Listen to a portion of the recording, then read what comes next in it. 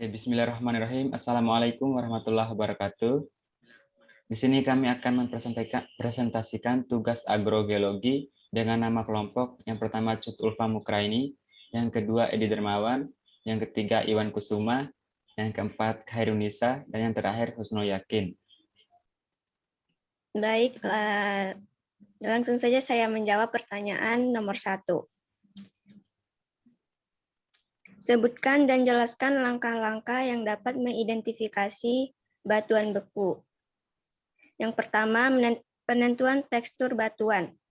Tentukan tekstur batuan apakah vaneritik, avanitik, porfiritik, gelas, atau piroklastik atau fragmental. Yang kedua, pendugaan kandungan mineral kelam. Jika spesimen batuan memiliki tekstur vaneritik, untuk batuan avanitik gunakan warna batuan sebagai panduan. Batuan ultramafik sampai muafik cenderung berwarna hitam sampai hijau gelap. Batuan felsik atau masam berwarna putih atau merah muda. Sedangkan batuan intermedian cenderung berwarna kelabu. Yang ketiga, identifikasi jenis mineral kelam. Jika batuan bertekstur vaneritik, tentukan jenis mineral kelam yang terdapat dalam batuan, atau biotit, amfibol, piroksen, dan olefin. Yang keempat, identifikasi jenis feldspar. Feldspar berwarna merah muda hampir selalu ortoklas. Feldspar berwarna putih atau kelabu adalah K-feldspar atau plagioklas. Jika pada feldspar ditemukan adanya garis-garis pada bidang belahan dapat dipastikan sebagai plagioklas. Identifikasi ada tidaknya kuarsa, tentukan apakah batuan mengandung kuarsa dan bagaimana jumlahnya. Kuarsa dominan dalam batuan felsik, sedikit dalam batuan intermediate, dan tidak ada dalam batuan mafik sampai ultramafik. Jika ditemukan kuarsa dalam jumlah sekitar 10-40%, maka batuan tergolong keluarga granit riolit. Kuarsa kurang dari 10%, maka batuan termasuk keluarga diorit atau andesit. Jika batuan tidak mengandung kuarsa, maka tergolong keluarga goblo atau basalt. Yang kedua, pada macam-macam batuan yang kita ketahui, terdapat 3 macam batuan penyusun bumi. Batuan tersebut ialah batuan beku, sedimen, metamorf. Apakah hanya 3 macam batuan ini saja penyusun kerak bumi? Jawab. Pada penyusun kerak bumi, terdapat beberapa batuan seperti batuan beku, sedimen, dan metamorf. Ketiga batuan ini adalah pengelompokan jenis-jenis batuan yang berbeda-beda, namun dikategorikan dalam ketiga jenis itu.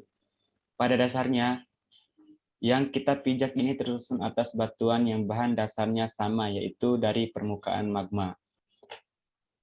Meskipun bahan dasarnya sama, karena prosesnya berbeda, maka terbentuklah batuan yang berbeda-beda pula.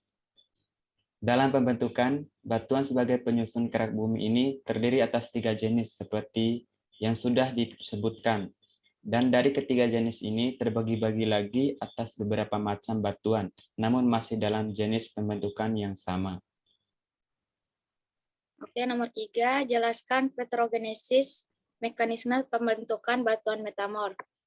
Berdasarkan struktur yang foliasi, dapat diketahui bahwa pengaruh metamorfisme yang dominan pada saat pembentukan batuan ini adalah tekanan. Tekanan mengakibatkan mineral-mineral yang pipih, mengelompok, dan membentuk penjajaran mineral.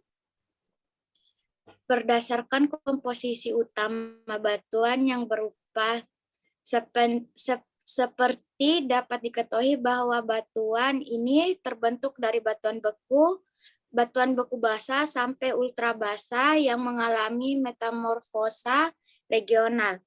Karena mineral seperti ini sendiri merupakan mineral hasil metamorfosa mineral olivine ataupun piroksen. Mineral ini banyak terkandung pada batuan beku basah ataupun ultra basah. Batuan ini mengalami metamorfisme pada kedalaman kerak bumi pada zona subduksi. Karena pengaruh dorongan tektonik, batuan ini terangkat dan tersingkap pada permukaan bumi. Selanjutnya, Baik, yang keempat, jelaskan proses terbentuknya batu apung atau pumice. Jawab. Pada batu apung terdapat ruang berpori yang dikenal sebagai vesikel. Pada batu apung merupakan petunjuk bagaimana batuan tersebut dapat terbentuk. Vesikel sebenarnya merupakan gelembung gas yang terperangkap di batuan selama pendinginan, cepat dari magma yang kaya akan gas. Material yang mengalami pendinginan sangat cepat tersebut menyebabkan atom-atom di dalamnya tidak mampu mengatur diri untuk membentuk kristal. Inilah yang mendasari para ahli mengkategorikan batu apung sebagai mineraloid karena tersusun atas kaca vulkanik bersifat amorf. Selanjutnya. Oke, soal yang terakhir yaitu soal yang kelima. Sebutkan jenis-jenis batuan sedimen klasik. Jenis-jenisnya yang pertama, batu pasir, biji besi, dan batu konglomerat. Dengan berakhirnya soal nomor 5, maka berakhirlah presentasi tugas agroekologi kami pada pagi hari ini. Cukup sekian dari kami, lebih dan kurangnya kami mohon maaf. Wabillahi taufik wal hidayah. Wassalamualaikum warahmatullahi wabarakatuh.